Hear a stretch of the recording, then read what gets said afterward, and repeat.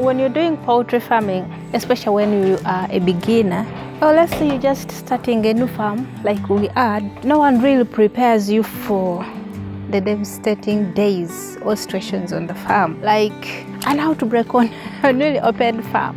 No one prepares you for those moments. Oftentimes, what we get to know or to see, especially from the internet, is the success stories, how successful people are, but no one really tells you about the sleepless nights you spend, about the devastating situations when you get an outbreak on your farm, how you respond to those situations.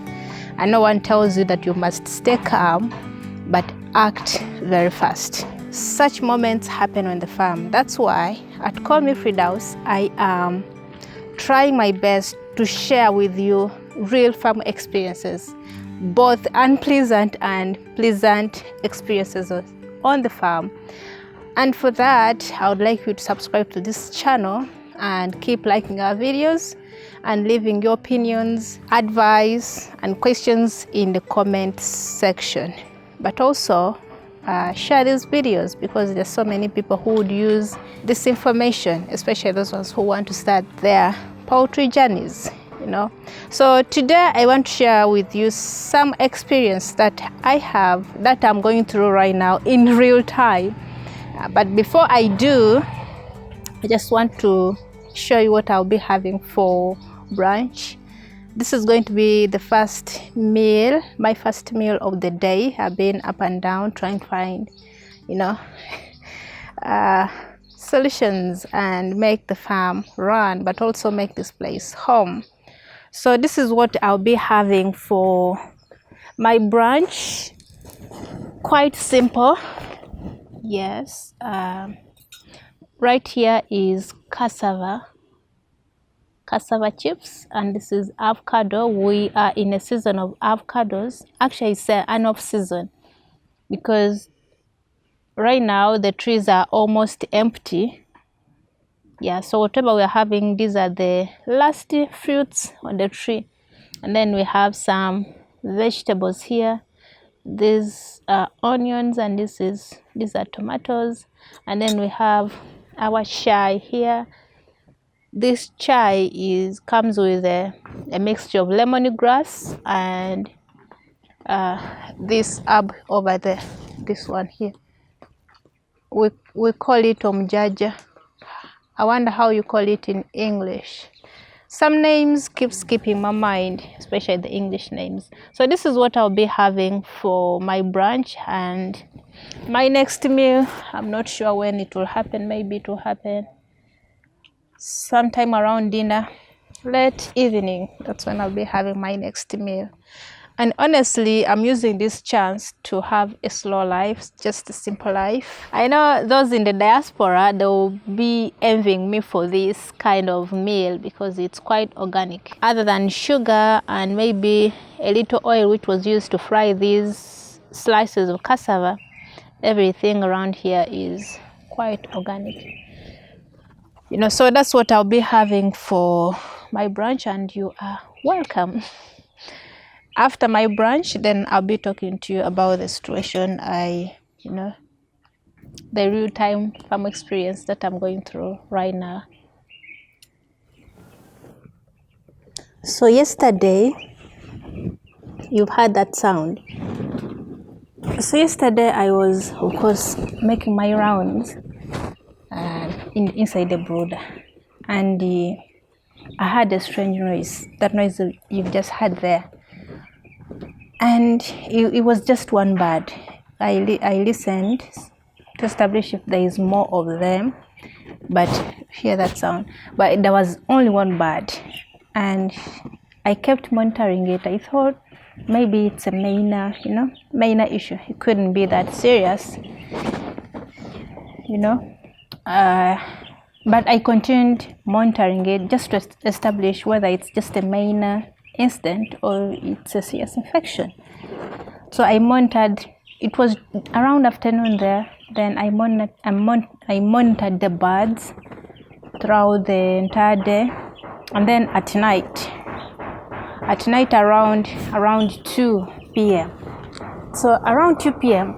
I realized the infection had actually spread to several other birds. Their breathing was a bit ragged, and their nostrils felt a bit congested, and right away knew that was flu. Sometimes it's even hard to differentiate between cough and flu. This morning it had gotten bad. It had gotten really bad, and I started actually to panic. I told myself, Firdaus, you need to compose yourself. You need, to be calm if you are to get the bottom of this whole situation in here. So I made a few calls here and there, and there's so many theories that came up. At the end of the day, I decided to go and visit a vet around the area where I'm keeping where I put up my farm. So the vet I recorded the sound, and I took the video, showed him the video, and he was like, this is IB, infectious bronchitis. Those of you who are poultry farmers, this is a common disease amongst birds, especially broilers. So we had a conversation around this disease, which is IB, and of course I was a bit confused. I asked him, but what could be the cause? Why would birds of just 5 days, because by then it was 5 days, today they are 6 days. So I was like, why would birds of 6 days of get this kind of infection, And of course, he told me there are so many theories around this disease. Some say actually this disease is caused by smoke from, it could come from either charcoal or briquettes. That kind of smoke, if you're lighting it up, it can affect the birds. Then others say it's the dust, maybe the dust around the chicken house, around the chicken in the litter, if you didn't sieve out the dust. But also, he also suggested that actually it could, IB is an airborne disease, so it can just be transmitted through air, and it can attack your birds. Because when he told me that, I was like, but this is a new environment, there are no chickens that are being kept. That's when he suggested that maybe it could be the airborne disease. But I remember one of my viewers suggested that I have a lot of trees around and it could pose a problem, because the birds could be nesting, taking refuge in those trees, and they end up transmitting diseases to the birds. Well, that is also a possibility that I considered. But he was very particular about this point. He said, we have all those reasons, but let's not forget one important reason. He asked me, did your supplier tell you that these birds were vaccinated? I told him, yes, they were vaccinated on day one. And he told me that these days, that vaccine which is given on day one is a good idea, but if it's not done well, it could become a very huge problem for farmers. How does this happen? It so happens because when they're vaccinating these birds, some companies they don't pick one bird and then do an eye drop. Sometimes they do mass vaccination. So that means they spray. Actually, he told me, I never heard of that before. He told me that they spray the vaccine onto these birds. So there is a chance that one chicken actually escape that vaccination, and if it escapes that kind of vaccine, and then maybe it had that virus in it, it means it's going to spread it to the entire flock. I was like, And that's when I mentioned him that it was actually one bird. It started with one particular bird. I could single it out, I was like, maybe it could have been the case. I didn't even ask my supplier how they actually vaccinated these birds. All I know is that they were vaccinated. Interesting, right?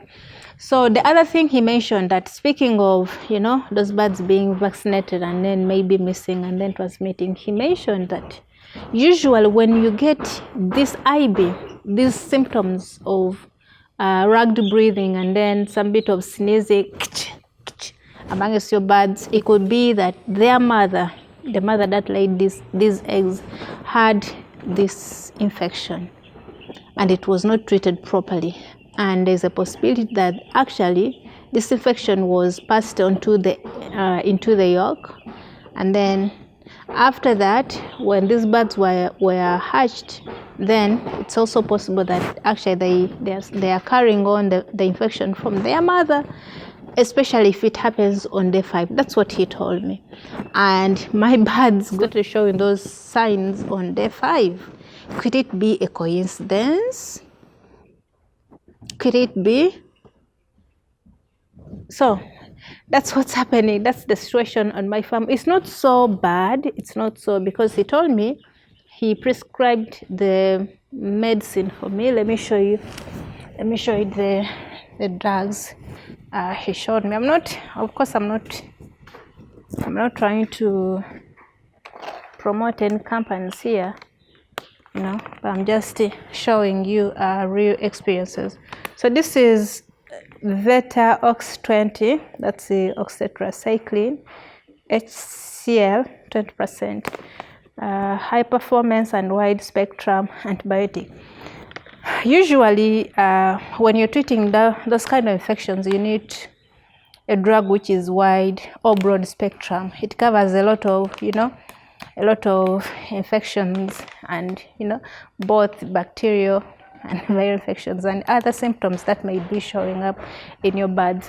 So, and then there are some, of course, I had read about this. This is made in Kenya, Nairobi, and he was really insisting that this comes from Israel. If I have some vet friends of mine on this channel, kindly, how good is this? To be honest, this is my first time to learn about this company, Veta. Actually, even the chick formula I got, this chick formula, it's also from Veta. They kind of use the same company, Veta Chick Start formula. You know what happened? From day 1 up to day 2, I was giving them glucovit. Then from day 3, day 4, I was giving them plain water, and I'm told that was a mistake I made. I was supposed to give them chick formula. Now chick formula, what the vet say, chick formula is mostly for helping in the closing of the umbilical cord. You guys have heard of that, right? That is it called the womb sac? I'm not, what is it called? But there is that point on the chick's stomach. Sometimes it's not fully closed. So if it's not fully closed, it could get infections from the environment where you're putting these chicks. So the chick formula helps to break down anything which is so hard in the intestines. That's what allegedly chick formula that does. So I got that chick formula and I started giving these birds, and they're doing well. Then in the middle of that, I still got this issue. I was given that oxytetracycline 20%, and so I'm giving them. They should be better in the next 3 days, inshallah. So that's the situation on our farm. Prevention. If you know the cause, then you can easily work on the solution. So besides the factors, the causes they mention, like dust, the dust, you make sure your litter is well sealed. There are no dust substances, and then for that you can light it from outside and then you bring it back inside when the smoke is over. Then for the issue of vaccination at the hatchery, I think that you just have to be particular with your supplier, state your terms, just confirm with them. And then the best alternative is actually to make sure you vaccinate these birds. I'm supposed to vaccinate these ones tomorrow when they make day 7, but it will not be possible. I vaccinate them once they actually cure from this. The other thing actually why we can't vaccinate them now, it's because I'm giving them the drugs they are on. It will act like an antibody, so we can't add more antibodies. You can't add more antibodies in their body. Perhaps besides they're still young, so we don't have to over medicate them at this stage. We may break their system. So I think that's that when it comes to whatever is happening. I'm actually not panicking. When you're mentally prepared for these things, just that some certain things like diseases, deaths, they will always be sudden, and they will make you react in a certain way, But after you realize the situation you're in, then you just compose yourself and find a solution. Okay, so these are our birds. By the way, they're not doing badly. I'm telling you, they are amazing. That's what I can say. Besides those few hindrances. So this is day 6. I introduced these feeders, but I'm still keeping in the trays. And then also I removed the newspapers. I'm keeping them on the litter, and we have not found any issues with that again. So these are the birds. I'm told chicks sleep a lot and that's what they're doing. They sleep, they drink, they eat and sleep. I admire their life. I wish I were like them. Eat, drink and sleep. That's an amazing life.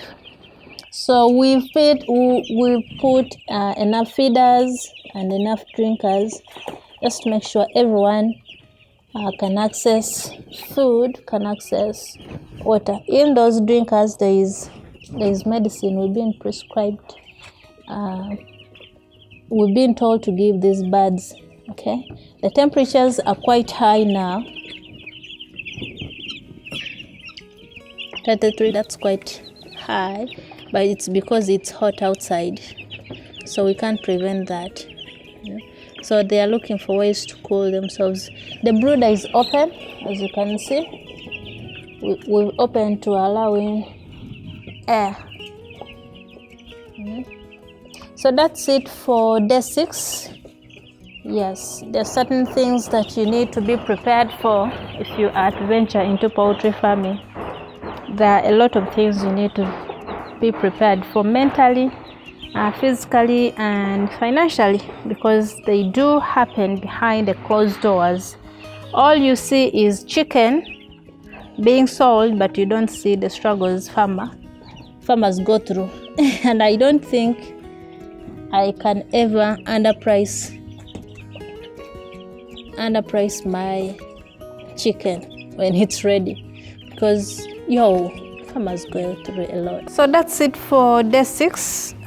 We're almost making a week.